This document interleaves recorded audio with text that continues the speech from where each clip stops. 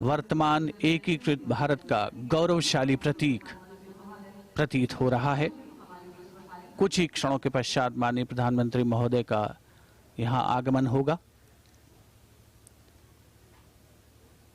एक बहुत ही खास अवसर, इस आयोजन से जुड़े हर व्यक्ति के लिए प्रत्यक्ष और परोक्ष रूप से 2 दिवसीय जन्म जयंती समारोह लौह पुरुष, भारत के पहले उप प्रधानमंत्री, देश के पहले गृह मंत्री, भारत रत्न सरदार वल्लभ भाई पटेल का, जिसका आज दूसरा और अंतिम दिन है, जिसे राष्ट्रीय एकता दिवस के रूप में हम हर वर्ष मनाते हैं।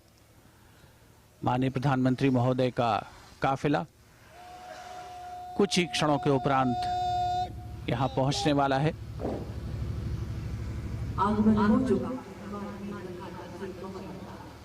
आज यहां पर प्रधानमंत्री महोदय एकता दिवस परेड का निरीक्षण करेंगे। यहां मौजूद जवानों को राष्ट्रीय एकता की शपथ दिलाएंगे और राष्ट्र को संबोधित करेंगे।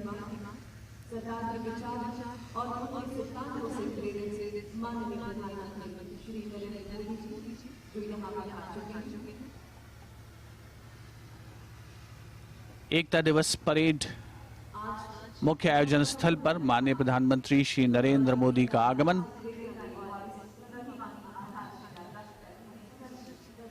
53 ध्वजवाहक, ये विहंगम दृश्य केवड़िया स्थित स्टैच्यू ऑफ यूनिटी परिसर का, जो आज देश प्रेम के रंगों में सराबोर नजर आ रहा है। आज यहां न केवल देश प्रेम से ओतप्रोत माहौल है, बल्कि गुजरात की समृद्ध सांस्कृतिक विरासत का भी परिचय होगा लोक नृत्य के माध्यम से, जिसे माननीय प्रधानमंत्री महोदय के समक्ष प्रस्तुत किया जाएगा।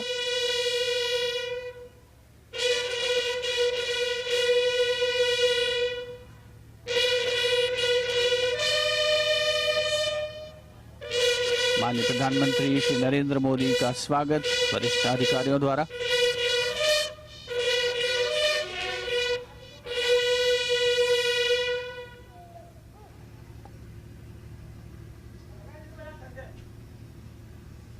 भारत को एकजुट रखने का हमारे लोगों से सरकार करने का ये जज्बा है कि भारत के स्वप्न को सभी भारतीयों में सिंह में सरकार रखने का जिन्होंने जितना होता है वे हमारे आनंद प्रधानमंत्री श्री नरेंद्र मोदी जो हमारा के साथ एकता दिवस पर सलामी देंगे जनरल सलामी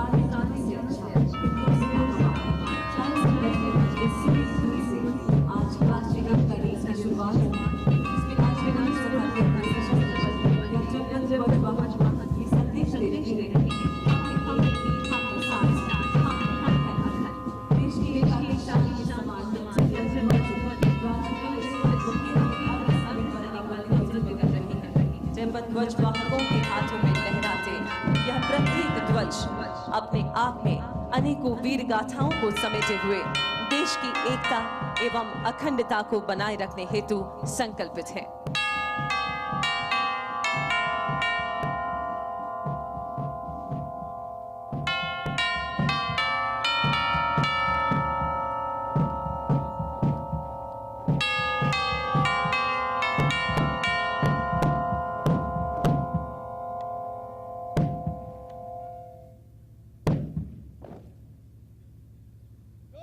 चलो ब्रेड पट। आप सभी से निवेदन है कि राष्ट्रध्वज के आगमन पर राष्ट्रध्वज के सम्मान में अपने स्थान पर खड़े हो जाएं और वर्दीधारी सैल्यूट करें।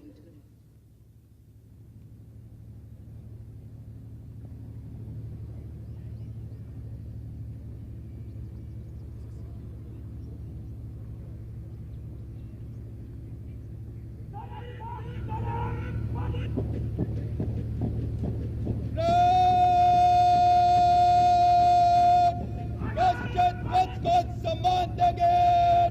राष्ट्र सलाम सलामे सत।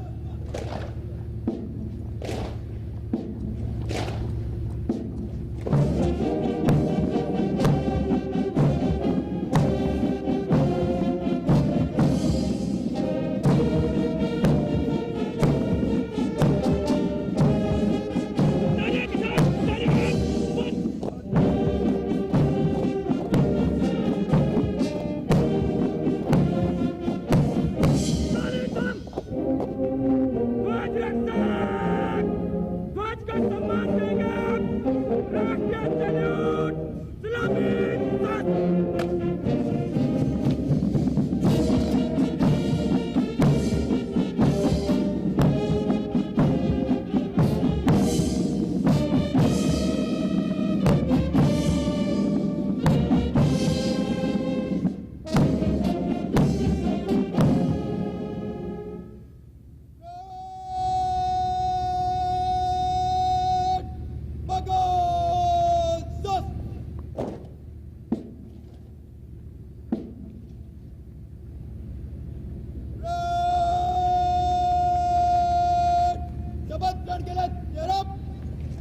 विविधताओं से भरे हमारे भारत देश की सच्ची ताकत, सच्ची हिम्मत, सच्ची पहचान ही है एकता।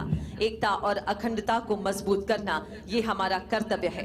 इस वचन को चरितार्थ करने का बीड़ा उठाया है माननीय प्रधानमंत्री श्री नरेंद्र मोदी जी ने, और इसलिए एकता के प्रेरक पूज्य सरदार पटेल की जन्म जयंती को राष्ट्रीय एकता दिवस के तौर पर मनाने का निर्धार किया गया है। आज इस राष्ट्रीय एकता दिवस पर माननीय प्रधानमंत्री महोदय से विनम्र निवेदन करते हैं कि वे यहाँ उपस्थित सभी के साथ पूरे भारत देश को एकता की शपथ दिलवाएं। हम सभी अपने स्थान पर खड़े होंगे, दाहिना हाथ आगे करके शपथ ग्रहण करेंगे। मैं सत्य निष्ठा से शपथ लेता हूं कि मैं राष्ट्र की एकता, अखंडता और सुरक्षा को बनाए रखने के लिए स्वयं को समर्पित करूंगा और अपने देशवासियों के बीच यह संदेश फैलाने का भी भरसक प्रयत्न करूंगा। मैं यह शपथ अपने देश की एकता की भावना से ले रहा हूं, जिसे सरदार वल्लभ भाई पटेल की दूरदर्शिता एवं कार्यों द्वारा संभव बनाया जा सके। मैं अपने देश की आंतरिक सुरक्षा सुनिश्चित करने के लिए अपना योगदान करने का भी सत्यनिष्ठा से संकल्प करता हूं।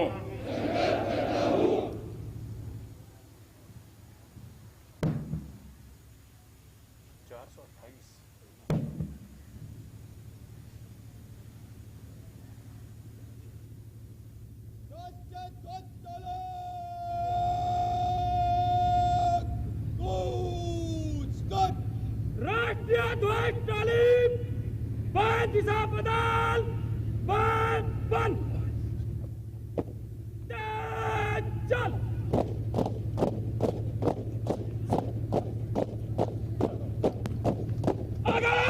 राष्ट्रध्वज के गान पर हम सभी अपने स्थान पर खड़े होंगे।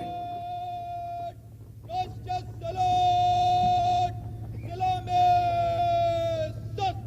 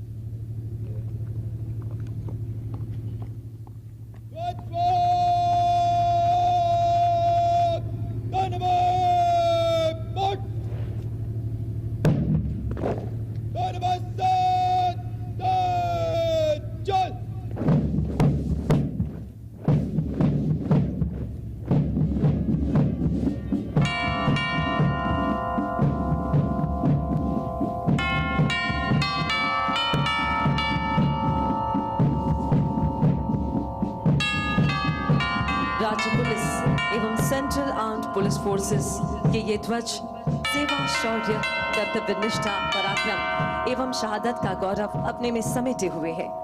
इस वर्ष राज्य पुलिस बल के प्रतिनिधि परेड में शामिल नहीं है, किंतु सरदार पटेल के मंत्र को आत्मसात करते हुए राज्य पुलिस बलों की पूर्ति राज्य पुलिस ध्वज वाहक के रूप में सेंट्रल आर्म्ड पुलिस फोर्सेस के जवान कर रहे हैं, जो उस राज्य के निवासी हैं, जो भारतीय संस्कृति की विविधता में एकता के सार तत्व को मूर्त रूप चरितार्थ कर रही है।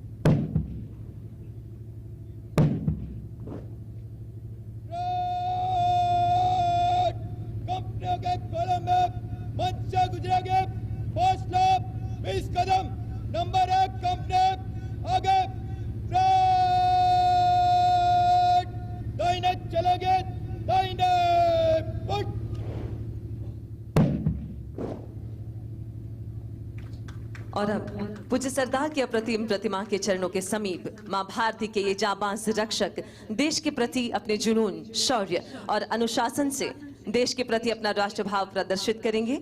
इस परेड के जरिए अखंड भारत का संदेश देती ये परेड अब मंच की ओर अग्रसर होगी।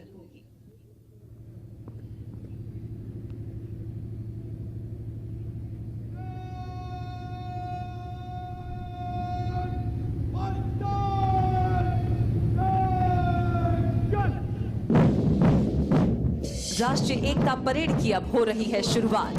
वर्तमान वैश्विक परिदृश्य में कोविड-19 ने हमारी जीवन शैली पर व्यापक असर डाला, किंतु यह महामारी हमारे जोश और हौसले को डिगा न सकी और हम सरदार पटेल की दृढ़ इच्छा शक्ति व दूरदर्शिता से प्रेरित होकर सभी राज्यों की पुलिस बलों व केंद्रीय अर्धसैन्य बलों द्वारा शौर्य प्रदर्शन व परेड की संक्षिप्त प्रस्तुति के साथ उपस्थित हैं। कुछ नशा तिरंगे की शान का है, कुछ नशा मातृभूमि की आन का है। हम लहराएंगे हर जगह ये तिरंगा, नशा ये हिंदुस्तान का है। ऐसे ही जोश और राष्ट्र प्रेम की झलक इस परेड के जरिए हम देखेंगे। इस परेड का नेतृत्व कर रहे हैं 2018 की बैच के IPS Shri Om Prakash Jat. Bits Pilani graduate Om Prakash किसान परिवार से हैं और वर्तमान में श्री जाट गिर सोमनाथ में एएसपी नियुक्त हैं। श्री ओम प्रकाश जाट के नेतृत्व में ये परेड, जिसमें सबसे पहला दस्ता 53 ध्वज वाहकों का 53 राज्य पुलिस व केंद्रीय अर्धसैनिक बल का प्रतिनिधित्व कर रहे हैं, जिसमें शामिल कई ध्वजों को माननीय राष्ट्रपति जी के द्वारा निशान का सम्मान प्राप्त हुआ है, जिसमें से मेजबान गुजरात राज्य के ध्वज को भी 2019 में निशान का सम्मान प्राप्त हुआ है। दूसरे स्थान पर CISF केंद्रीय सशस्त्र बल के रूप में स्वयं को स्थापित कर 350 इकाइयों को सुरक्षा प्रदान कर रहा है, जिसमें देश के संवेदनशील एवं महत्वपूर्ण संस्थान जो कि अंतर्राष्ट्रीय एवं राष्ट्रीय हवाई अड्डे, sea port, shipyards, atomic energy, VIP security, heritage monuments तथा सरकार की अन्य PS यूनिट शामिल है। और अब आ रहे हैं सीमा सुरक्षा बल के जाबाज जो कश्मीर की बर्फीली चोटियां, राजस्थान के रेगिस्तान दिन हो या रात बड़ी ही मुस्तैदी से अपने कर्तव्य का निर्वाह करते हैं और अब तक 1094 वीरता पदक हासिल किए हैं। अब अपने कदमों की धमक से शौर्य और निष्ठा का संदेश देता अग्रसर है CRPF का ये दस्ता। इन्हें गर्व है अपने बल के इतिहास पर, जिन्होंने सरदार के एक भारत के सपने को साकार करने में अपनी भूमिका निभाई थी। देश में आंतरिक सुरक्षा की जरूरत में राष्ट्र की पहली पसंद CRPF के जाबाज योद्धा है। अगला मार्चिंग दस्ता गुजरात राज्य पुलिस के सीधे भर्ती किए गए पुलिस इंस्पेक्टर्स जो कि वर्तमान में गुजरात पुलिस अकादमी कराई गांधीनगर में प्रशिक्षण ले रहे हैं। Commandant DYSP Shri PD Vaghela के नेतृत्व में मेजबान राज्य गुजरात अपनी विकासशीलता से विश्व में बनाया है, जिसने अपना एक अलग ही मकाम। वैसे गुजरात राज्य सरकार की नीतियों, आदेशों, निर्देशों का पालन कर कानून और व्यवस्था को बनाए रखने में गुजरात पुलिस जो कि विनम्रता से यहाँ प्रदर्शित कर रही है अपना आतिथ्य भाव। उसके बाद आप देख सकते हैं गुजरात पुलिस का अश्वदल जिसका नेतृत्व कर रहे हैं police inspector Shri MS Barot. इस दल में 17 घोड़े शामिल हैं और यह अश्वदल VVIP सुरक्षा, पायलटिंग, दंगा फसाद, पहाड़ी और ग्रामीण इलाकों में तैनात होते हैं। इस अश्वदल ने राष्ट्रीय और अंतर्राष्ट्रीय घोड़े सवारी प्रतियोगिता में कई मेडल्स प्राप्त किए हैं। और अब आज की भव्य परेड की शोभा बढ़ाते हुए शाही अंदाज में हर वर्ष राजपथ पर गणतंत्र दिवस परेड में विशेष आकर्षण का केंद्र रहने वाला सीमा सुरक्षा बल का अनूठा ऊंट दस्ता अपने पूरे साजो श्रृंगार सहित आपके सामने से गुजर रहा है, जिस पर सवार है राजसी शान लिए सीमा सुरक्षा बल के रण बांकुरे, जिनके समतुल्य समूचे विश्व में अन्य कोई नहीं। और अब विविध फोर्सेस के ताकत के समान स्पेशल व्हीकल्स का प्रदर्शन, जिसमें सबसे आगे है RPF का Segway ASC Shri Bhuvnesh IRPFS के नेतृत्व में। सेगवे एक स्वच्छ, प्रदूषण मुक्त और इको फ्रेंडली दोपहिया इलेक्ट्रिक वाहन है। इससे महत्वपूर्ण रेलवे स्टेशन की प्रभावी निगरानी में वृद्धि हुई है और रिस्पांस टाइम कम हुआ है, जिससे RPF की दक्षता व उत्पादकता में कई गुना वृद्धि हुई है। और अब आपके सामने ITBP का ऑल टेरेन व्हीकल, भारत तिब्बत सीमा पुलिस का ऑल टेरेन व्हीकल जो कि लद्दाख, सिक्किम एवं अरुणाचल प्रदेश के एक्सट्रीम हाई एल्टीट्यूड वाले दुर्गम एवं कठिन क्षेत्र में जवानों द्वारा सीमा पर निगरानी रखने के लिए पेट्रोलिंग के दौरान प्रयोग किया जाता है। इस विशेष वाहन के होने से जवान न केवल शीघ्र बल्कि सुरक्षित रहकर सीमा पर निगरानी रखने की जिम्मेदारी का निर्वहन करते हैं। और अब आ रहे हैं NDRF। चाहे कैसी भी भयंकर आपदा हो, NDRF की उपस्थिति मात्र राहत और विश्वास का संदेश देती है। NDRF का सबसे पहला व्हीकल है MFR vehicle, medical first responder, बचाव टीम तथा फर्स्ट एड के आवश्यक संसाधनों व उपकरणों के अतिरिक्त कोविड-19 के बचाव हेतु PPE एवं सभी सामग्रियों से सुसज्जित है MFR। उसके बाद है FWR रिस्पॉन्स व्हीकल जो है फ्लड वाटर रेस्क्यू व्हीकल, बाढ़ बचाव दल एवं विभिन्न अत्याधुनिक विशेषीकृत उपकरणों, inflatable rubber boat, outboard motor, sonar system, under water victim locating camera, deep diver से सुसज्जित, साथ ही साथ घरेलू सामग्रियों से बने इक्विपमेंट्स का यह है प्रदर्शन उप कमांडेंट श्री AK चौबे के नेतृत्व में। अगला वाहन BSF का mine protected vehicle MPV deputy commandant Hitesh Chandra की कमान में। उग्रवाद एवं नक्सलवाद प्रभावित इलाकों में MPV कारगर है। 11 टन वजनी यह वाहन अपने V आकार की विशेष बनावट की वजह से एंटी पर्सनल तथा एंटी टैंक माइंस के साथ 42 किलोग्राम की IED से भी समग्र सुरक्षा प्रदान करता है। और अब अगला वाहन NSG का शेरपा ब्लैक कैट कमांडो की हाउस इंटरवेंशन टीम के दस्ते के साथ मेजर सोलास वेन के नेतृत्व में शेरपा एक हल्का 4x4 बख्तरबंद वाहन है जो हर सतह जैसे रेत, पत्थर, कीचड़ आदि इलाकों में 6 कमांडोज को उनके पेलोड के साथ ले जाने की क्षमता रखता है। इसके पीछे एनएसजी का ही मार्स वाहन, जिस पर लगे हुए dual side by side hydraulic ramp अलग अलग हाइट पर एनएसजी कमांडोज और K9 को बिल्डिंग इंटरवेंशन, हॉस्टेज रेस्क्यू और एंटी हाइजैक ऑपरेशंस में सुगमता प्रदान करता है। और अब आपके सामने से गुजर रहा है ये वाहन जो है सीआरपीएफ के बुलंद इरादों का फौलादी साथी। एनएसजी की मार्च के बाद critical situation response vehicle CRPF से, जिसका नेतृत्व 7 बार पुलिस वीरता पदक से सम्मानित सहायक कमांडेंट नरेश कुमार एवं प्रवीण नौटियाल कर रहे हैं। अत्याधुनिक उपकरणों से लैस यह बख्तरबंद critical situation response vehicle CSRV Kashmir में किसी भी चुनौती से निपटने में सक्षम है।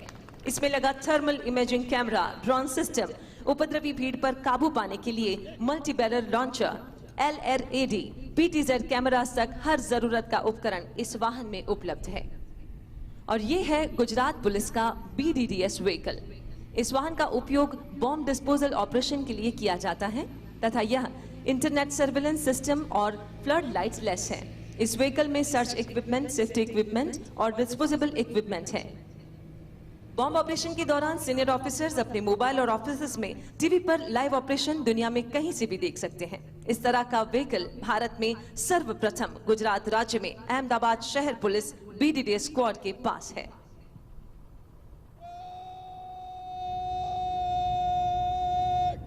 सच, मध्य सच।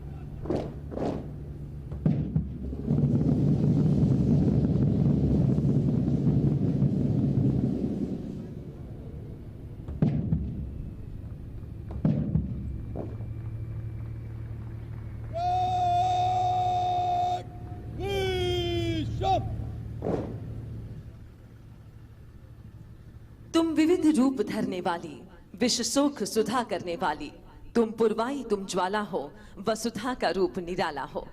नारी शक्ति के इन विभिन्न रूपों में से पराक्रम को प्रदर्शित करने के लिए सीआरपीएफ की वुमेन वॉरियर्स प्रस्तुत कर रही हैं राइफल ड्रिल। हम सब के लिए यह गर्व की बात है कि सीआरपीएफ की 6 महिला बटालियन की वुमेन वॉरियर्स पूरे देश में पुरुषों के साथ कंधे से कंधा मिलाकर देश की सेवा कर रही है। आपको यह जानकर अत्यंत हर्ष होगा कि वीरता के लिए अनेक पुरस्कार प्राप्त करने के अलावा सीआरपीएफ की इन विमेन वॉरियर्स के पास यूनाइटेड नेशंस पीसकीपिंग मिशन में जाने वाले विश्व के प्रथम ऑल विमेन कंटिजेंट होने का भी गौरव प्राप्त है। अपने शौर्य, अनुशासन, संतुलन और तालमेल को एक सूत्र में पिरोकर आपके सामने सीआरपीएफ वुमेन वॉरियर्स का राइफल ड्रिल प्रदर्शन।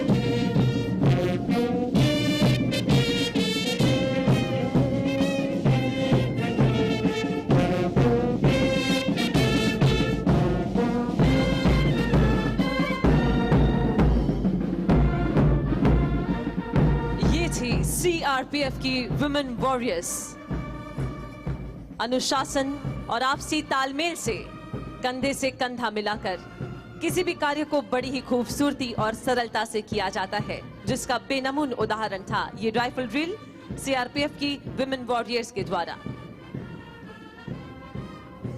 भारत की ये भूमि जहां नारी को एक शक्ति के रूप में पूजा जाता है, शक्ति स्वरूपा नारियों के सशक्तिकरण के हमेशा से ही हिमायती रहे हैं माननीय प्रधानमंत्री श्री नरेंद्र मोदी जी, जिन्हीं की दीर्घ दृष्टि और विजन की वजह से विश्व के 8वीं अजायबी बनने वाली ये अप्रतिम प्रतिमा स्टैच्यू ऑफ यूनिटी का निर्माण हुआ।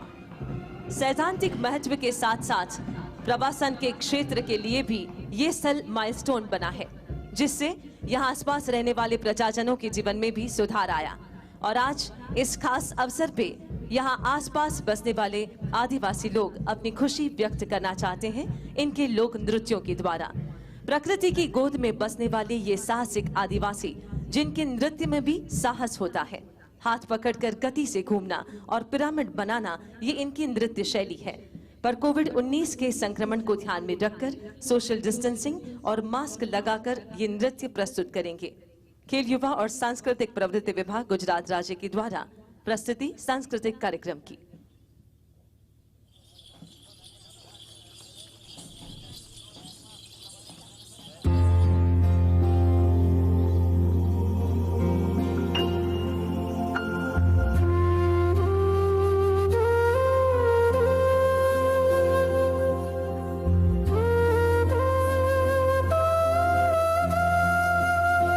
राठवा नृत्य, मेवासी नृत्य, डांगी नृत्य, साग बारा का होली नृत्य और दाहोद के होली नृत्य की प्रस्तुति यहाँ से इन आदिवासी कलाकारों के द्वारा उनके त्योहारों में और ज्यादातर लोक उत्सवों में उनकी खुशी व्यक्त करते हैं।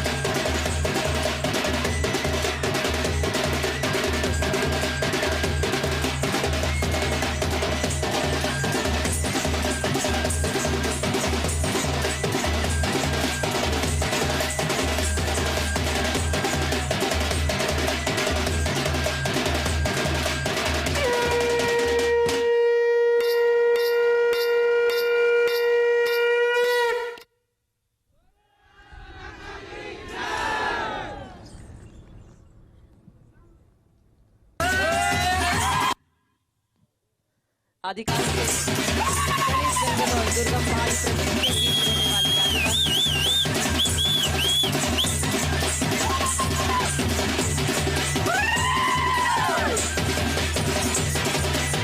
आज इस राष्ट्रीय एकता दिवस पर आसपास रहने वाले आदिवासी लोगों ने अपनी खुशी प्रकट की।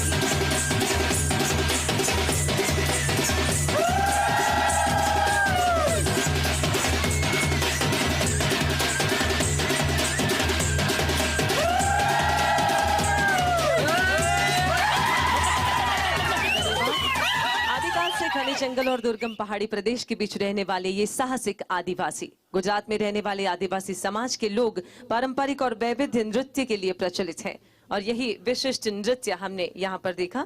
मास्क पहनकर और एक दूसरे को स्पर्श किए बिना ये आदिवासी नृत्यों की प्रस्तुति अत्यंत सराहनीय थी। आज राष्ट्रीय एकता दिवस। सरदार वल्लभ भाई पटेल एक ऐसा अकिंचन व्यक्तित्व, पूरी दुनिया के यही एकमात्र ऐसे उप प्रधानमंत्री थे जिनकी मृत्यु पर उनकी जमा राशि थी सिर्फ 263 रुपए, जिसने अपना सारा जीवन राष्ट्र के लिए न्यौछावर कर दिया। वे लौह पुरुष भी इसलिए कहलाए क्योंकि उनकी कर्तव्य निष्ठा, उनका शिस्त, उनका अनुशासन भी लोहे की तरह सख्त था। इस प्रतिमा के आधार स्तंभ में भले ही लोहा हो, पर हमारे सरदार की प्रतिभा के आधार स्तंभ थे सादगी, त्याग, निस्वार्थ वृत्ति और चारित्र्य। ऐसे कर्मयोगी राजपुरुष को हम देख तो नहीं पाए, लेकिन आज इन्हीं की प्रतिमा के सन्मुख हैं। तब आइए उन्हीं की वाणी सुनकर उनकी साक्षात उपस्थिति को महसूस करते हैं। 12 अक्टूबर 1947 को दशहरे के उपलक्ष्य में भाषण देते हुए उन्होंने संगठित हिंदुस्तान का आह्वान किया। दुनिया भर में जितना इल्म है उससे ज्यादा हमारे लोक में दिमाग है, लेकिन हम संगठित चल नहीं सकते हैं। व्यक्तिगत अलग अलग अपनी राय रखते हैं, वो नहीं चलना चाहिए। हमें समाज को संगठित करना चाहिए। तो वो चीज करने के लिए पहले तो हमारे आज कोई भी झगड़ा का काम हो, फिसाद का काम हो, टंटा का काम हो, छोड़ देना चाहिए। 5 साल काम कर लो। और हम लोग तो अब जरीफ हुए, बुढ़े हुए, हमारा काम तो एक गुलामी में से छोड़ाना था, वो तो पूरा हो गया। लेकिन उठाने के लिए नौजवान तैयार न हो तो फिर बहुत मुश्किल हो जाए। तो ये नहीं है कि हमारे नौजवानों में दिमाग नहीं है, दिमाग तो बहुत है, तेज है, ज्यादा तेज हो गया, उससी मुसीबत होती है। जितना हो जाती है तेज, इससे ज्यादा हो जाती है। तो हर चीज में हम एक प्रकार की सबकी गलती निकालने का हमारा दिमाग आगे चलता है। तो एक क्रिटिकल दृष्टि हमने बनाई है कि हर चीज की चेष्टा करनी, टीका करनी, टिप्पण करना है उसके पर, लेकिन हमें प्रैक्टिकल चीज, कोई व्यवहारू चीज करनी हो तो फिर किताब देखते हैं, किताब में क्या लिखा है, उससे काम नहीं होता। वो तो हाथ पर चलाने की बात है। तो जो व्यापारी लोग, जो धनिक लोग है, उनके साथ हमें ये जो इनके पास इल्म है, वो इल्म भी हमें लेना पड़ेगा और उनका साथ लेना पड़ेगा कि तुम आओ भाई, मुल्क तुम्हारा है और मुल्क में आज तो बहुत मैदान पड़ा है, उसमें जितना काम आप करो, परदेशियों के समय में करते थे, इससे ज्यादा करने का मौका आपको मिलेगा। वो हमसे डरते हैं, हमारा उसको भरोसा नहीं है, हम उनका भरोसा नहीं करते। इस तरह से काम नहीं चलेगा। उनका एक दूसरे का विश्वास पैदा करना चाहिए, तब काम चल सकता है। तो मजदूर का धनिकों के साथ झगड़ा और ये जो और लोग हैं वो आपस में झगड़ा करे, प्रांत प्रांत का झगड़ा, कि हम इस तरह से आपस में सब झगड़ा करता रहे। तो हमारा काम ये है कि हम हिंदुस्तान में कोई भी प्रांत के पड़े हैं, हम हिंदुस्तानी है और हमारा प्रथम कर्तव्य हिंदुस्तान की हिफाजत, हिंदुस्तान की रक्षा और हिंदुस्तान की आजादी को तो उसकी अच्छी तरह से शोभे दीपे इस तरह से बनाना। तो सबको साथ लेके ऐसे राष्ट्र के पर्व पर जो पहले हमें जब आजाद थे जो खुशहाली थी, उसी प्रकार की खुशहाली हो, प्रकार मुल्क को उठाना हो, मिलजुल कर काम करना है। बिखरे फूलों को मिलाकर जिसने बनाया ये चमन, वैसे सरदार को आज शत शत नमन। धरती से लेकर आसमां तक भारत ने अपने लिए न एक नया इतिहास रचा है, बल्कि भविष्य के लिए राष्ट्र एकता की प्रेरणा का गगनचुंबी आधार भी तैयार किया है, जो है स्टैच्यू ऑफ यूनिटी। हमारे सरदार को एक सच्ची श्रद्धांजलि।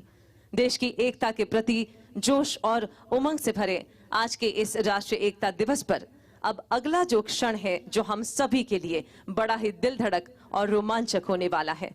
आज जहां हमने इस एकता परेड के जरिए हमारे देश की सीमा सुरक्षा और आंतरिक सुरक्षा देने वाले जाबाजों की निष्ठा और ताकत देखी, तो साथ ही में हिंदुस्तान के इस खुले आसमान में हमारी सुरक्षा निश्चित करने के लिए पहरा दे रहे भारतीय वायुसेना के फाइटर एयरक्राफ्ट कुछ ही क्षणों में यहां से गुजरेंगे और हमें भारतीय वायुसेना की ताकत का परिचय देंगे। आज राष्ट्रीय एकता दिवस पर सरदार को सलामी देने का ये जज्बा है इंडियन एयरफोर्स का। आप सभी आपके सामने ये किले की भव्य दीवार भी देख रहे हैं। स्टैच्यू ऑफ यूनिटी की विशाल गगनभेदी प्रतिमा के सम्मुख इस परेड मैदान में ये दीवार, ये प्राचीर है जूनागढ़ किले की। यह प्रतिबिंब लगभग 2300 वर्षों का इतिहास समेटे वर्तमान को एकीकृत भारत का गौरवशाली प्रतीक है। भारत की आजादी की घोषणा के साथ ही भारत के एकीकरण की विशाल चुनौती सरदार पटेल के सम्मुख थी। जूनागढ़ के तत्कालीन नवाब जूनागढ़ को पाकिस्तान में मिलाना चाहते थे, किंतु जूनागढ़ रियासत की समस्त जनता भारत के साथ रहना चाहती थी। सरदार पटेल की दृढ़ इच्छा शक्ति व कूटनीति के परिणाम स्वरूप राजनैतिक अड़चनों के बावजूद 20 फरवरी 1948 को जूनागढ़ भारत का अभिन्न अंग बन गया। जनता की भावनाओं का सम्मान करते हुए तमाम चुनौतियों के बावजूद भी जूनागढ़ का भारत में विलय करके सरदार पटेल ने भौगोलिक एकीकरण के साथ साथ भावनात्मक एकता का भी बीज बोया। जूनागढ़ किला हमें सांस्कृतिक विविधता व भौगोलिक विषमता के बावजूद एक सूत्र भारतीयता में बंधे रहने को प्रेरित करता है, साथ ही सरदार पटेल के सशक्त भारत की याद दिलाता है। आइए जोरदार तालियों के साथ हम हमारी श्रद्धा, हमारा प्यार उन तक पहुंचाते हैं। और अब कुछ ही क्षणों में स्टैच्यू ऑफ यूनिटी, जिसे सलामी देने के लिए इंडियन एयरफोर्स के जगुआर फाइटर एयरक्राफ्ट 3 एयरक्राफ्ट यहां से गुजरेंगे। जगुआर फाइटर एयरक्राफ्ट का होगा फ्लाई पास्ट। हमारे देश की ओर हम सबके गौरव के समान समग्र विश्व में सबसे ऊंची ये प्रतिभा और विश्व की सबसे ऊंची ये बेनमून प्रतिमा, जिसे सलामी देगा इंडियन एयरफोर्स का जगुआर एयरक्राफ्ट। ये 3 एयरक्राफ्ट जो जामनगर एयर स्टेशन से उड़ान भर चुके हैं। 600 किलोमीटर का ये जो अंतर है वो सिर्फ 40 मिनट में वो तय करके कुछ ही क्षणों में यहाँ पर इस आसमान में होंगे। ये जगुआर लड़ाकू विमान है जो स्ट्राइकर प्लेन्स हैं, जो कहीं पर भी दुश्मनों के विस्तार में 1400 किलोमीटर तक अंदर जाकर स्ट्राइक करने के लिए भी कैपेबल है। आप स्टैच्यू की ओर देख सकते हैं, ये जगुआर फाइटर एयरक्राफ्ट। इसी के साथ इन्होंने आज राष्ट्रीय एकता दिवस पर सलामी दी हमारे सरदार को। जोरदार तालियों से हम सभी हमारी वायुसेना का, इंडियन एयरफोर्स का अभिवादन करें। बहुत बहुत धन्यवाद। भारत देश के अनमोल इतिहास का गौरव जिनके दिल में है, भारत देश के अमूल्य वर्तमान का श्रेष्ठ नेतृत्व जिनके हाथों में है और भारत देश के सुनहरे भविष्य की सही दिशाएं जिनके जहन में है, भारत की काया पलट करने वाले ये राजपुरुष सरदार के विचारों और सिद्धांतों को आत्मसात कर देश के प्रति सदैव समर्पित हमारे राष्ट्र रत्न, हमारे माननीय प्रधानमंत्री श्री नरेंद्र मोदी जी। आइए तालियों के गर्जन के साथ इनका स्वागत करते हैं आज राष्ट्रजोग संबोधन के लिए।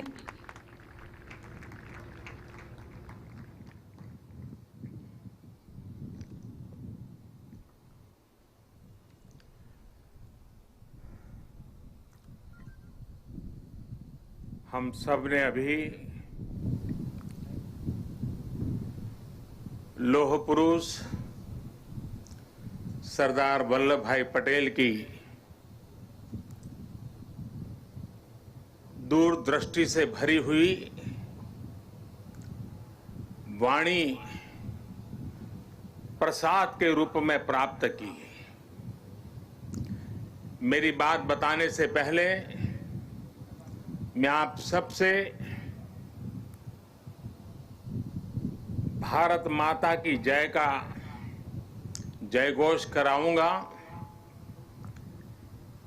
और आप सबसे मेरा आग्रह है, यूनिफॉर्म वाले सभी जवानों से भी आग्रह है और दूर दूर पहाड़ियों पर बैठे मेरे आदिवासी भाइयों बहनों को भी मेरा आग्रह है कि एक हाथ ऊपर करके पूरी ताकत से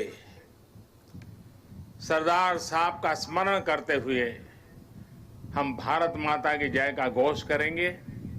मैं 3 बार करवाऊंगा। पुलिस बेड़े के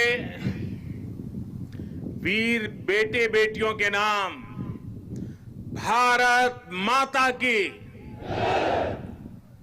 कोरोना के समय में सेवारत कोरोना वॉरियर्स के नाम भारत माता की।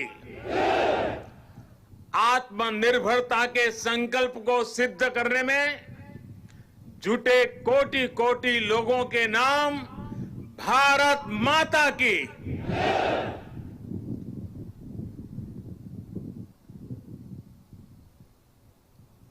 मैं कहूंगा सरदार पटेल, आप लोग 2 बार बोलेंगे, अमर रहे, अमर रहे। सरदार पटेल, सरदार पटेल, सरदार पटेल। सभी देशवासियों को सरदार वल्लभ भाई पटेल की जन्म जयंती की बहुत बहुत शुभकामनाएं। देश की सैकड़ों रियासतों को, राजे रजवाड़ों को एक करके देश की विविधता को आजाद भारत की शक्ति बनाकर सरदार पटेल ने हिंदुस्तान को वर्तमान स्वरूप दिया। 2014 में हम सभी ने उनके जन्मदिन को भारत की एकता के पर्व के रूप में मनाने की शुरुआत की थी। इन 6 वर्षों में देश ने गांवों से लेकर महानगरों तक, पूरब से पश्चिम तक, कश्मीर से कन्याकुमारी तक सभी ने एक भारत श्रेष्ठ भारत के संकल्प को पूरा करने का प्रयास किया है। आज एक बार फिर यह देश मां भारती के महान सपूत को, देश के लौह पुरुष को श्रद्धा सुमन समर्पित कर रहा है।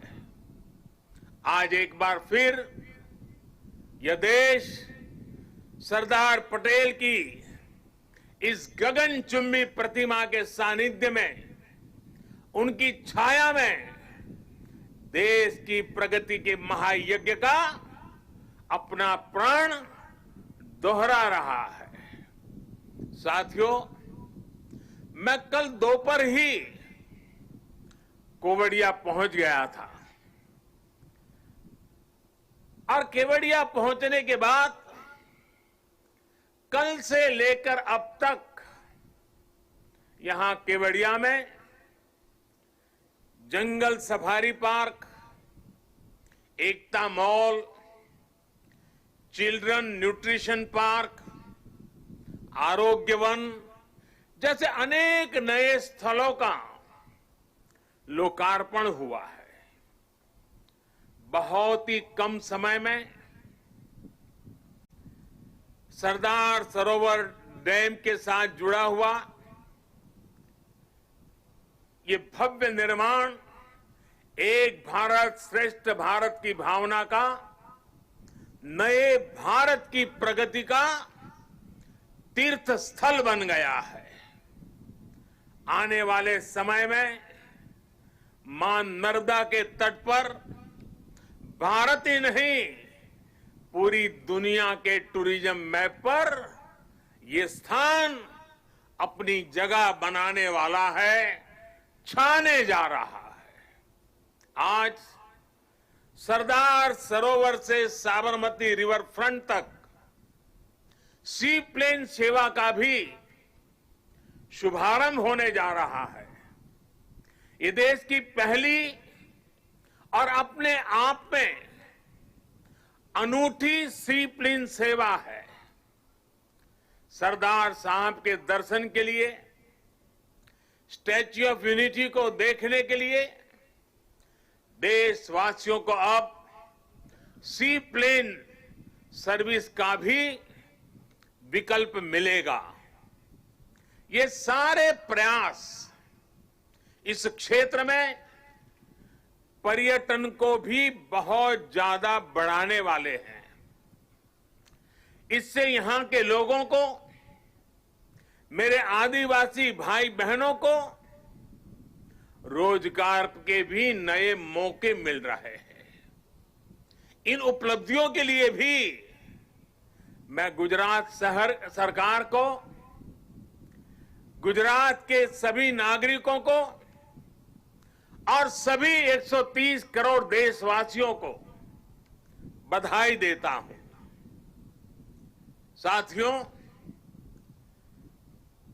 कल जब मैं सारे क्षेत्रों पे पूरे दिन जा रहा था और वहां गाइड के रूप में यहीं आसपास के गांव की हमारी बेटियां जिस कॉन्फिडेंस के साथ, जिस गहराई के साथ, सभी सवालों के जानकारी के साथ, त्वरित उत्तरों के साथ मुझे गाइड कर रही थी, मैं सच में बताता हूं, मेरा मस्तक ऊंचा हो गया। मेरे देश की, गांव की आदिवासी कन्याओं का ये सामर्थ्य, उनकी एक क्षमता अभिभूत करने वाली थी। मैं उन सभी बच्चों को इतने कम समय में उन्होंने जो महारत हासिल की है और इसमें एक नया, एक प्रकार से एक्सपर्टाइज को जोड़ा है, प्रोफेशनलिज्म को जोड़ा है, मैं उनको भी आज हृदय से, मेरी आदिवासी बेटियों को बहुत बहुत बधाई देता हूं। साथियों, ये भी अद्भुत संयोग है कि आज ही महर्षि वाल्मीकि जयंती भी है। आज हम भारत की जिस सांस्कृतिक एकता का दर्शन करते हैं, जिस भारत को अनुभव करते हैं, उसे और जीवंत और ऊर्जावान बनाने का काम सदियों पहले आदि कवि महर्षि वाल्मीकि ने ही किया था। भगवान राम के आदर्श, राम के संस्कार अगर आज भारत के कोने कोने में हमें एक दूसरे से जोड़ रहे हैं, तो इसका बहुत बड़ा श्रेय भी महर्षि वाल्मीकि जी को ही जाता है। राष्ट्र को, मातृभूमि को सबसे बढ़कर मानने का महर्षि वाल्मीकि का जो उद्घोष था, जननी जन्मभूमिश्च स्वर्गादपि गरीयसी, ये जो मंत्र था, वही आज राष्ट्र प्रथम, इंडिया फर्स्ट का उस संकल्प का मजबूत आधार है। मैं सभी देशवासियों को महर्षि वाल्मीकि जयंती के भी हृदय से हार्दिक शुभकामनाएं देता हूं। साथियों, तमिल भाषा के महाकवि और स्वतंत्र सेनानी सुब्रमण्यम भारती ने लिखा था, मन्नुम इमयमले अंगल मलइये मालिल मिदुइदु पोल परिधु इल्लेये इन्नरू नीर गंगे आरेंगेल आरे इंगिथन मानबीर एदिरेदु वेरे पन्नरूम उपनिट नुल्लेंगल नुले पार मिसे एधोरु नुल इधु बोले पोन नोलिर भारत नांडेगल नाडे पोट रुवोमिंगते एमक्की कल्लेड़े सुब्रमण्यम भारती जी की जो कविता है, उसका भावार्थ हिंदी में जो मिलता है, दूर सुदूर क्षेत्रों के बारे में जो वर्णन है, वो भी इतना ही प्रेरक है। सुब्रमण्यम भारती जी ने जिस भाव को प्रकट किया है, दुनिया की सबसे पुरातन भाषा तमिल भाषा में किया है, और क्या अद्भुत मां भारती का वर्णन किया है। सुब्रमण्यम भारती जी के उस कविता के भाव है, चमक रहा उत्तुंग हिमालय, चमक रहा उत्तुंग हिमालय, यह नगराज हमारा ही है। जोड़ नहीं धरती पर जिसका, जोड़ नहीं धरती पर जिसका, वह नगराज हमारा ही है। नदी हमारी ही है गंगा, प्लावित करती मधुरस धारा, बहती है क्या कहीं और भी ऐसी पावन कलकल धारा। सम्मानित जो सफल विश्व में, सम्मानित जो सफल विश्व में, महिमा जिनकी बहुत रही है। अमर ग्रंथ वे सभी हमारे, अमर ग्रंथ वे सभी हमारे, उपनिषदों का देश यही है। गाएंगे यश हम सब इसका, गाएंगे यश हम सब इसका, यह है स्वर्णिम देश हमारा। आगे कौन जगत में हमसे, गुलामी के कालखंड में भी सुब्रमण्यम भारती जी का विश्वास देखिए, वो भाव प्रकट करते हैं, आगे कौन जगत में हमसे, आगे कौन जगत में हमसे, यह है भारत देश हमारा, यह है भारत देश हमारा। भारत के लिए इस अद्भुत भावना को आज हम यहां मां नर्मदा के किनारे सरदार साहब की भव्य प्रतिमा की छांव में और करीब से महसूस कर सकते हैं। भारत की यही ताकत हमें हर आपदा से, हर विपत्ति से लड़ना सिखाती है और जीतना भी सिखाती है। आप देखिए, पिछले साल से ही जब हम आज के दिन एकता दौड़ में शामिल हुए थे, तब किसी ने कल्पना नहीं की थी कि दुनिया, पूरी मानव जात को कोरोना जैसी वैश्विक महामारी का सामना करना पड़ेगा। ये आपदा अचानक आई, इसने पूरे विश्व में मानव जीवन को प्रभावित किया है, हमारी गति को प्रभावित किया है।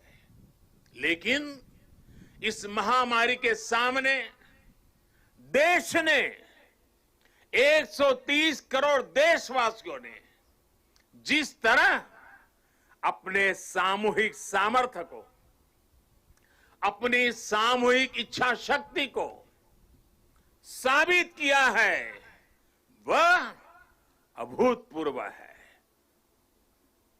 इतिहास में उसकी कोई मिसाल नहीं है। कोरोना वॉरियर्स के सम्मान में 130 करोड़ देशवासियों ने एक होकर कश्मीर से कन्याकुमारी, लेह से लक्षद्वीप, अटक से कटक, कच्छ से कोहिमा, त्रिपुरा से सोमनाथ, 130 करोड़ देशवासियों ने एक होकर जो जज्बा दिखाया, एकता का जो संदेश दिया, उसने 8 महीने से हमें इस संकट के सामने जूझने की, लड़ने की और विजय पथ पर आगे बढ़ने की ताकत दी है। देश ने उनके सम्मान के लिए दिए जलाए, सम्मान व्यक्त किया। हमारे कोरोना वॉरियर्स, हमारे अनेक पुलिस के होनहार साथियों ने दूसरों का जीवन बचाने के लिए अपने जीवन का बलिदान दे दिया। आजादी के बाद मानव सेवा के सुरक्षा के लिए जीवन देना इस देश के पुलिस बेड़े की विशेषता रही है। करीब करीब 35,000 मेरे पुलिस बेड़े के जवानों ने आजादी के बाद बलिदान दी है, लेकिन इस कोरोना कालखंड में सेवा के लिए, दूसरे की जिंदगी बचाने के लिए मेरे पुलिस के बेड़े के जवानों ने, कईयों ने सेवा करते करते खुद को ही समर्पित कर दिया। इतिहास कभी इस स्वर्णिम पल को कभी भुला नहीं सकेगा और पुलिस बेड़े के जवानों को ही नहीं, 130 करोड़ देशवासियों को पुलिस बेड़े के वीरों के एक समर्पण भाव को हमेशा नतमस्तक होने के लिए प्रेरित करेगा। साथियों, ये देश की एकता की ही ताकत थी कि जिस महामारी ने दुनिया के बड़े बड़े देशों को मजबूर कर दिया, भारत ने उसका मजबूती से मुकाबला किया है। आज देश कोरोना से उभर भी रहा है और एकजुट होकर आगे भी बढ़ रहा है। ये वैसे ही एकजुटता है जिसकी कल्पना लौह पुरुष सरदार वल्लभ भाई पटेल ने की थी। हम सभी की ये एकजुटता कोरोना के इस संकट काल में लौह पुरुष सरदार वल्लभ भाई पटेल को सच्ची श्रद्धांजलि है। साथियों, विपदाओं और चुनौतियों के बीच भी देश ने कई ऐसे काम किए हैं जो कभी असंभव मान लिए गए थे। इसी मुश्किल समय में धारा 370 हटने के बाद, आर्टिकल 370 हटने के बाद कश्मीर ने समावेश का 1 साल पूरा किया। 31 अक्टूबर को ही, आज से 1 साल पहले ये कार्यरत हुआ था। सरदार साहब जीवित थे, बाकी राजे रजवाड़ों के साथ ये काम भी अगर उनके जिम्मे होता तो आज इतने सारा आजादी के इतने वर्षों के बाद ये काम करने की नौबत मुझ पे नहीं आती। लेकिन सरदार साहब का वो काम अधूरा था। उन्हीं की प्रेरणा से 130 करोड़ देशवासियों को उस कार्य को भी पूरा करने का सौभाग्य मिला है। कश्मीर के विकास में जो बाधाएं आ रही थी, उन्हें पीछे छोड़कर अब कश्मीर विकास के नए मार्ग पर बढ़ चुका है।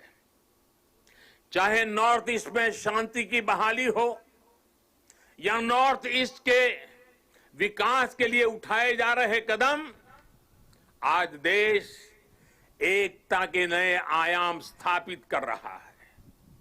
सोमनाथ के पुनर्निर्माण सरदार पटेल ने भारत के सांस्कृतिक गौरव को लौटाने का जो यज्ञ शुरू किया था, उसका विस्तार देश ने अयोध्या में भी देखा है।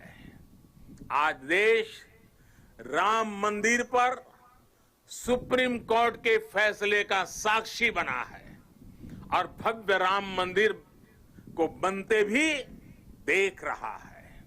साथियों, आज हम 130 करोड़ देशवासी मिलकर एक ऐसे राष्ट्र का निर्माण कर रहे हैं जो सशक्त भी है और सक्षम भी हो, जिसमें समानता भी हो और संभावनाएं भी हो।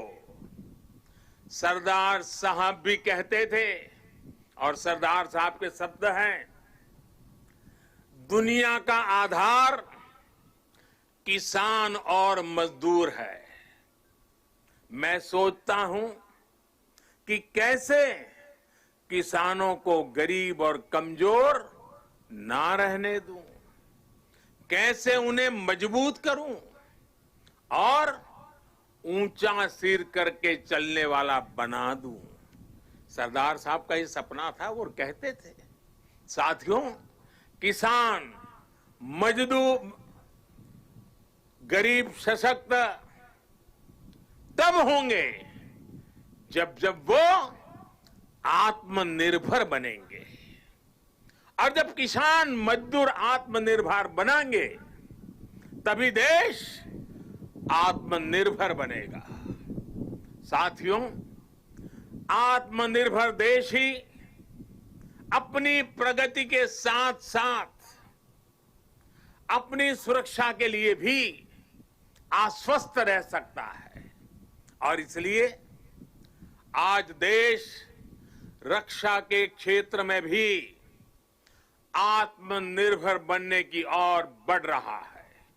इतना ही नहीं, सीमाओं पर भी भारत की नजर और नजरिया अब बदल गए हैं। आज भारत की भूमि पर नजर गड़ाने वालों को मुंह तोड़ जवाब देने की ताकत हमारे वीर जवानों के हाथ में है। आज का भारत सीमाओं पर सैकड़ों किलोमीटर लंबी सड़कें बना रहा है, दर्जनों ब्रिज, अनेक सुरंगें लगातार बनाता चला जा रहा है। अपनी संप्रभुता और सम्मान की रक्षा के लिए आज का भारत पूरी तरह सज्ज है, प्रतिबद्ध है, कटिबद्ध है, पूरी तरह तैयार है। लेकिन साथियों, प्रगति के इन प्रयासों के बीच कई ऐसी चुनौतियां भी हैं जिसका सामना आज भारत और पूरा विश्व कर रहा है। बीते कुछ समय से दुनिया के अनेक देशों में जो हालात बने हैं, जिस तरह कुछ लोग आतंकवाद के समर्थन में खुल करके सामने आ गए हैं, वो आज मानवता के लिए, विश्व के लिए, शांति के उपासकों के लिए एक वैश्विक चिंता का विषय बना हुआ है। आज के माहौल में दुनिया के सभी देशों को, सभी सरकारों को, सभी पंथों को आतंकवाद के खिलाफ एकजुट होने की सबसे ज्यादा जरूरत है। शांति, भाईचारा और परस्पर आदर का भाव ही मानवता की सच्ची पहचान है। शांति, एकता और सद्भाव वही उसका मार्ग है। आतंकवाद, हिंसा से कभी भी किसी का कल्याण नहीं हो सकता। भारत तो पिछले कई दशकों से आतंकवाद का भुक्तभोगी रहा है, पीड़ित रहा है। भारत ने अपने हजारों वीर जवानों को खोया है, अपने हजारों निर्दोष नागरिकों को खोया है, अनेक माताओं के लाल खोए हैं, अनेक बहनों के भाई खोए हैं। आतंक की पीड़ा को भारत भली भांति जानता है। भारत ने आतंकवाद को हमेशा अपनी एकता से, अपनी दृढ़ इच्छा शक्ति से जवाब दिया है। आज पूरे विश्व को भी एकजुट होकर हर उस ताकत को हराना है जो आतंक के साथ है, जो आतंकवाद को बढ़ावा दे रही है। साथियों, भारत के लिए तो एकता के मायनों का विस्तार हमेशा से बहुत ज्यादा रहा है। हम तो वो लोग हैं जिनको प्रेरणा मिली है, सर्वे भवन्तु सुखिनः। हम वो लोग हैं जिन्होंने आत्मसात किया है वसुधैव कुटुंबकम की। यही तो हमारी जीवन धारा है। भगवान बुद्ध से लेकर महात्मा गांधी तक भारत ने समूचे विश्व को शांति और एकता का संदेश दिया है। साथियों, राष्ट्रकवि रामधारी सिंह दिनकर जी ने लिखा है, भारत एक विचार, भारत एक विचार, स्वर्ग को भू पर लाने वाला। भारत एक विचार, स्वर्ग को भू पर लाने वाला। भारत एक भाव, भारत एक भाव जिसको पाकर मनुष्य जगता है। भारत एक भाव जिसको पाकर मनुष्य जगता है। हमारी ये राष्ट्र हमारे विचारों से, हमारी भावनाओं से, हमारी चेतनाओं से, हमारे प्रयासों से हम सबसे मिलकर ही बनता है। और इसकी बहुत बड़ी ताकत भारत की विविधता है। इतनी बोलियां, इतनी भाषाएं, अलग अलग तरह के परिधान, खान पान, रीति रिवाज, मान्यताएं, ये किसी और देश में मिलना मुश्किल है। हमारे वेद वाक्यों में भी कहा गया है, जन्म बिभ्रति बहुधा विवाचसम, नाना धर्माणम पृथ्वी यथोकसम, सहस्त्रम धारा द्रविणस्य में, दुहा ध्रुवेव धनुरन प्रस्फुरंती। अर्थात हमारी ये मातृभूमि अलग अलग भाषाओं को बोलने वाले, अलग अलग आचार विचार व्यवहार वाले लोगों को एक घर के समान धारण करती है। इसलिए हमारी ये विविधता ही हमारा अस्तित्व है। इस विविधता में एकता को जीवंत रखना ही राष्ट्र के प्रति हमारा कर्तव्य है। हमें याद रखना है कि हम एक हैं तो हम अपराजेय हैं। हम एक हैं तो हम असाधारण हैं। हम एक हैं तो हम अद्वितीय हैं। लेकिन साथियों, हमें ये भी याद रखना है कि भारत की ये एकता, ये ताकत दूसरों को खटकती भी रहती है। हमारी इस विविधता को ही वो हमारी कमजोरी बनाना चाहते हैं। हमारी इस विविधता को आधार बनाकर वो एक दूसरे के बीच खाई बनाना चाहते हैं। ऐसी ताकतों को पहचानना जरूरी है। ऐसी ताकतों से हर भारतीय को बहुत ज्यादा सतर्क रहने की जरूरत है।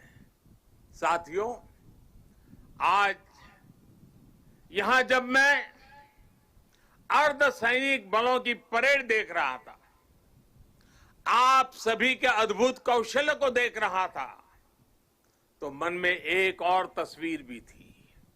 ये तस्वीर थी पुलवामा हमले की। उस हमले में हमारे पुलिस बेड़े के हमारे जो वीर साथी शहीद हुए, वो अर्धसैनिक बेड़े के ही थे। देश कभी भूल नहीं सकता कि जब अपने वीर बेटों के जाने से पूरा देश दुखी था, तब कुछ लोग उस दुख में शामिल नहीं थे। वो पुलवामा हमले में भी अपना राजनीतिक स्वार्थ खोज रहे थे, अपना राजनीतिक स्वार्थ देख रहे थे। देश भूल नहीं सकता कि तब कैसी कैसी बातें कही गई, कैसे कैसे बयान दिए गए। देश भूल नहीं सकता कि जब देश पर इतना बड़ा घाव लगा था, तब स्वार्थ और अहंकार से भरी भद्दी राजनीति कितने चरम पर थी। और उस समय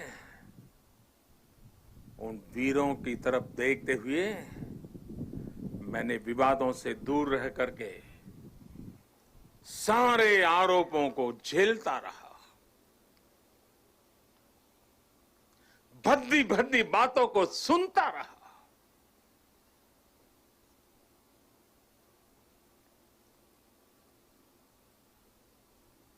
मेरे दिल पर वीर शहीदों का गहरा घाव था, लेकिन पिछले दिनों पड़ोसी देश से जो खबरें आई है, जिस प्रकार वहां की संसद में सत्य स्वीकारा गया है, उसने इन लोगों के असली चेहरों को देश के सामने ला दिया है। अपने निहित स्वार्थ के लिए, राजनीतिक स्वार्थ के लिए ये लोग किस हद तक जा सकते हैं। पुलवामा हमले के बाद की गई राजनीति इसका बहुत बड़ा उदाहरण है। मैं ऐसे राजनीतिक दलों से, ऐसे लोगों से आग्रह करूंगा, और आज के समय में जरा विशेष आग्रह करूंगा, और सरदार साहब के प्रति अगर आपकी श्रद्धा है तो इस महापुरुष की इस विराट प्रतिमा के सामने से आपको आग्रह करूंगा कि देश हित में, देश की सुरक्षा के हित में, हमारे सुरक्षा बलों के मनोबल के लिए कृपा करके ऐसी राजनीति न करें, ऐसी चीजों से बचें। अपने स्वार्थ के लिए जाने अनजाने आप देश विरोधी ताकतों की उनके हाथों में खेलकर, उनका मोहरा बनकर न आप देश का हित कर पाएंगे और न ही अपने दल का। साथियों, हमें ये हमेशा याद रखना है कि हम सभी के लिए अगर सर्वोच्च कोई बात है तो वो है सर्वोच्च हित, देश हित। सर्वोच्च हित, देश हित। जब हम सबका हित सोचेंगे तभी हमारी भी प्रगति होगी, तभी हमारी भी उन्नति होगी। भाइयों और बहनों, आज अवसर है कि इस विराट भव्य व्यक्तित्व के चरणों में हम उसी भारत के निर्माण का संकल्प दोहराएं जिसका सपना सरदार वल्लभ भाई पटेल ने देखा था। एक ऐसा भारत जो सशक्त होगा, समृद्ध होगा और आत्मनिर्भर होगा। आइए इस पावन अवसर पर हम फिर से राष्ट्र के प्रति अपने समर्पण को दोहराएं। आइए सरदार पटेल के चरणों में नतमस्तक होकर हम ये प्रतिज्ञा लें कि देश का गौरव और मान बढ़ाएंगे, इस देश को नई ऊंचाइयों पर ले जाएंगे। इसी संकल्प के साथ सभी देशवासियों को एकता पर्व की एक बार फिर से बहुत बहुत शुभकामनाएं देता हूं। आदरपूर्वक सरदार साहब को नमन करते हुए, श्रद्धापूर्वक सरदार साहब को श्रद्धांजलि देते हुए मैं देशवासियों को वाल्मीकि जयंती की शुभकामनाएं, सरदार साहब की जयंती की शुभकामनाओं के साथ मेरी वाणी को विराम देता हूं। बहुत बहुत धन्यवाद। बहुत बहुत धन्यवाद माननीय प्रधानमंत्री श्री, आपका तहे दिल से आभार प्रकट करते हैं।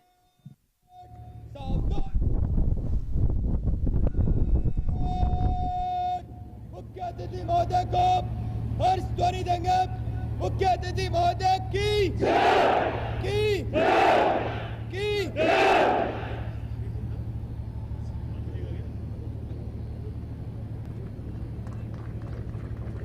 सदैव आभार व्यक्त करती हूँ माननीय प्रधानमंत्री महोदय का। आज इस राष्ट्रीय एकता दिवस पर आपकी उपस्थिति मात्र सबके दिलों में एकता और राष्ट्र के प्रति अपनी निष्ठा को जागरूक करने के लिए बहुत बहुत धन्यवाद।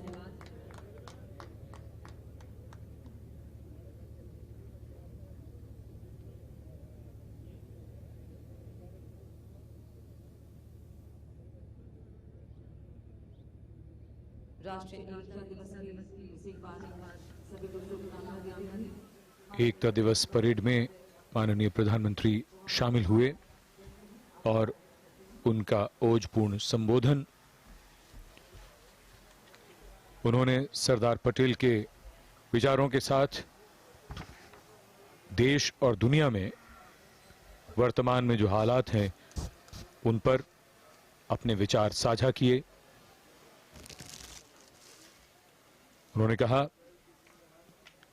कि अगर हम एक हैं तो हम अपराजेय हैं, असाधारण हैं, अद्वितीय हैं।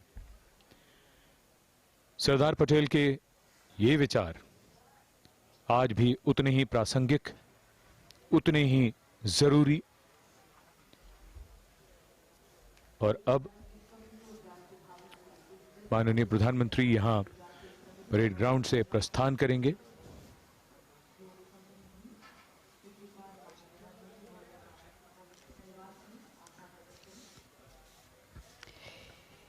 In our faith, we follow in someone's steps.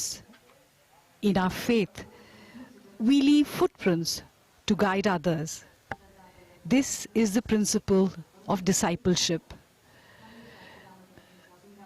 The Honorable Prime Minister Shri Narendra Modi will share what he has imbibed from Sardar Patel's life and philosophy with officer trainees who belong to various civil services that are currently undergoing the 95th Foundation course at Lal Bahadur Shastri National Academy of Administration. As he departs from the parade ground,